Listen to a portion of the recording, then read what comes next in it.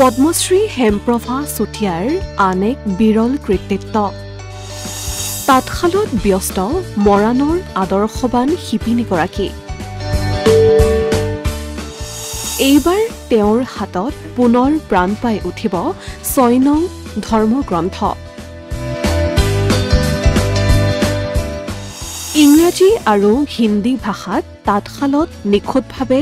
ববলৈ ধৰিছে ধৰ্মগ্ৰন্থখন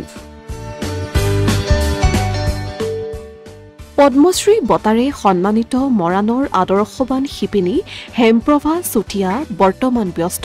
পুনৰ ধৰ্মগ্ৰন্থ তৈয়াৰ কৰাত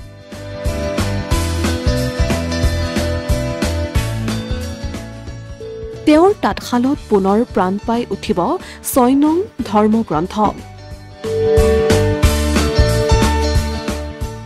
মৰাণৰ কাজী শিপিনী হেমপ্ৰভা চুতীয়াৰ আন এক সৃষ্টি সম্পূৰ্ণ হোৱাৰ পথত তাঁতশালত পুনৰ ববলৈ আৰম্ভ কৰিছে তেখেতৰ ৬ নং ধৰ্মগ্ৰন্থ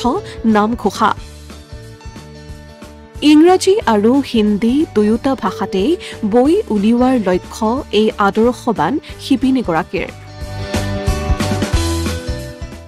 উল্লেখ্য যে ২০১৩ চনৰ পৰা তাঁতশালত ধৰ্মগ্ৰন্থ বৈ থকা হেমপ্ৰভা চুতীয়াই ইতিমধ্যে গুণমালা নামঘোষা ভাগৱত গীতা সংস্কৃত আৰু ভাগৱত গীতা ইংৰাজীত বৈ উলিয়াই সকলোৰে প্ৰশংসা বুটলিবলৈ সক্ষম হৈছে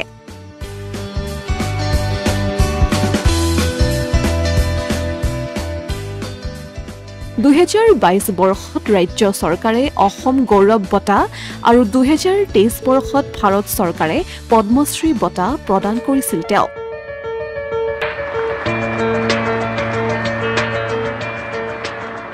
গৌৰৱেৰে উজ্বলি উঠিছিল শিপিনী হেমপ্ৰভা চুতীয়া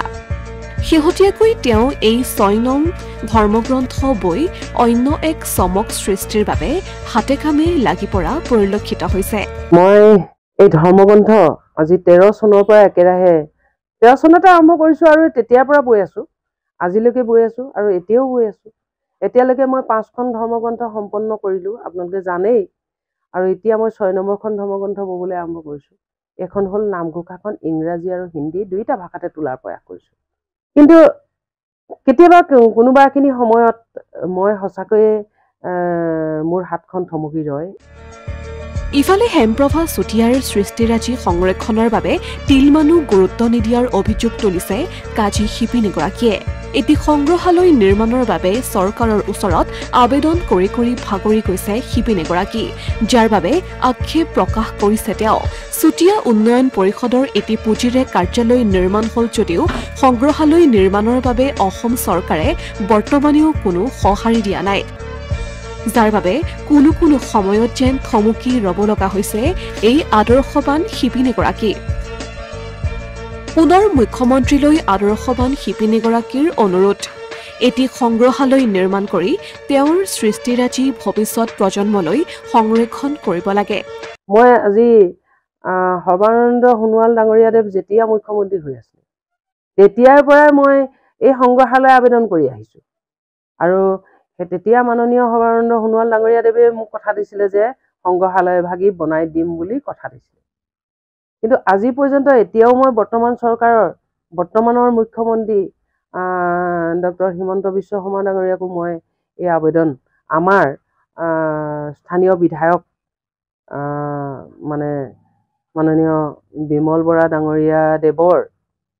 হাতেদি তেখেতৰ যোগেদি মই মন্ত্ৰী মহোদয়লৈ আবেদন কৰিছো যাতে ভাগি সংগ্ৰহালয় হৈ উঠিব লাগে অসমীয়া প্ৰতিদিন ডিজিটেল ডেস্ক